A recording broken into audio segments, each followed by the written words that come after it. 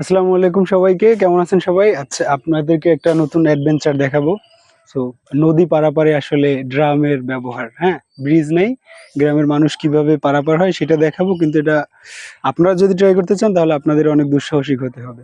আসেন আমার সাথে আসেন, আপনাদেরকে পুরো ব্যাপারটা দেখাইতেছি। পজ। তো এখন আমরা আমাদের সেই হচ্ছে আপনার ড্রাম এবং বাঁশ দিয়ে যে বোট বানানো হয়েছে এই বোটে উঠতেছি।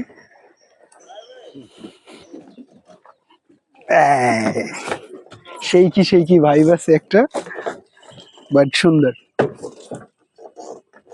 পিছনে ক্যামেরাম্যান আছে আমার ফজলুল হক ভাই, কি সুন্দর ভিডিও করে দেয় আর কি।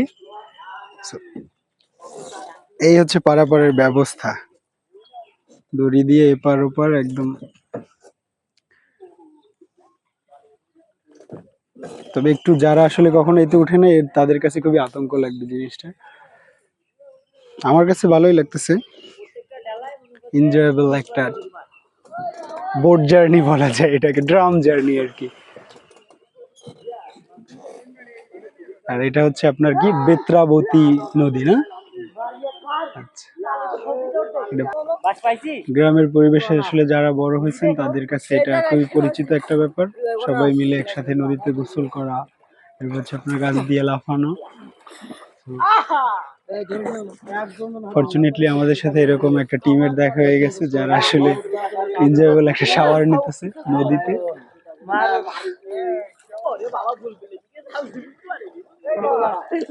মোটামুটি এপার থেকে এপারে আসতে আপনার 3 মিনিট 4 মিনিটের মতো লাগে।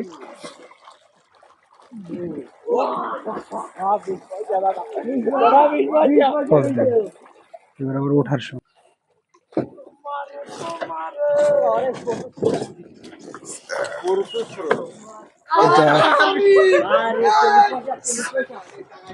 দেখতে পাইছেন আপনারা আসলে কিভাবে নদীতে এখানকার মানুষ হচ্ছে আপনার কিভাবে নদী পারাপার হয়। সো এখানে মনে হয় যে আপনার ব্রিজের একটা খুবই দরকার। সো এখানকার এপার এবং ওপারের নদী নিয়ে হয়তো কারোর সাথে দ্বন্দ্ব চলতেছে।